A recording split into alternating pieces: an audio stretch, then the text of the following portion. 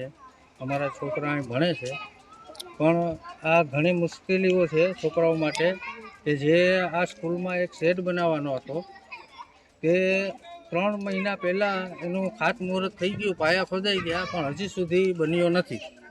તો આ 3 મહિનાથી આ જે પાયા ખોદેલા છે એમાં બાળકો પડે તો એની જવાબદારી કોણ? બરાબર.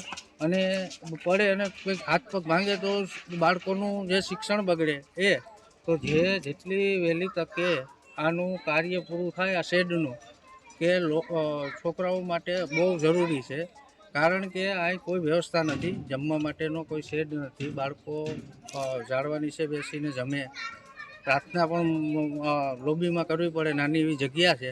તો આ શેડ જેટલી જલ્દી બને એટલું સારું. લીંબડી પ્રાથમિક શાળા અને આંગણવાડી બંને એક સાથે છે અને બંનેના છોકરા થઈને 20 છોકરાઓ પ્રાથમિક શાળામાં છે અને 20 છોકરા આંગણવાડીમાં છે. બંને થઈને 40-45 છોકરાઓ છે. 1 થી 5 ધોરણના છે ને બાલવાટિકાના છોકરાઓ છે. નાના છે છોકરાઓ. ખાતમુહૂર્ત કરી ગયા કલેક્ટર સાહેબ, ખાડા કરી જે તે સાહેબે નિયમિત કલેક્ટર સાહેબે કીધું હતું કે આ કોઈને કામ આપેલ છે એ પછી 2 દિવસ પછી ખાડા કરી જાય, ખાતમુહૂર્ત કરી જાય, પછી કોઈ કામની આગળ કાર્યવાહી વધી નથી. અત્યારે છોકરાઓ જમવા માટેની વ્યવસ્થા 2-3 ઝાડવાની નીચે બેસે ને તડકાના જમે સમય પ્રમાણે ત્યાં ખાતમુહૂર્ત કરી જાય ને અત્યારે તો આ કામ થઈ જવું જોઈએ, છોકરાઓની નીચે રહેવા જોઈએ, શેડની નીચે. એનું હજી કોઈ કામ ચાલુ નથી કર્યું. 3 વખત મેડમને કીધું આ ગામમાં વહીવટદાર સંભાળીને તો કે ચાલુ કરી દઈએ.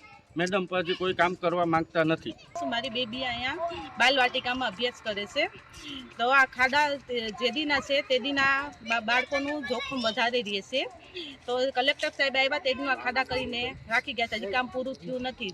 ને આંગણવાડીના બાળકો છે, સ્કૂલના છે, તો બધા નાના બાળકો છે, તો એના માટે આપણે વહેલી તકે આ કામ પૂરું કરાવે. બાળકોને જમવાની વ્યવસ્થા કાંઈ છે નહીં, એના માટે ભેગા થયા છે. ખાડા છે, 3 મહિના થયા છે, શેડનું કામ ચાલુ છે, પણ હજી કંઈ કરવામાં આવ્યું નથી.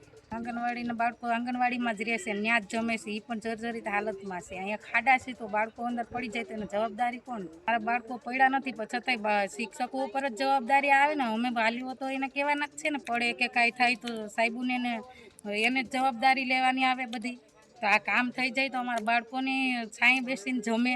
અત્યારે વૃક્ષ નીચે જમે છે, અત્યારે તો સમજ્યા કે વાંધો નહીં, પણ ચોમાસામાં જ્યારે વરસાદ ચાલુ હોય ત્યારે જમવા ક્યાં જાય?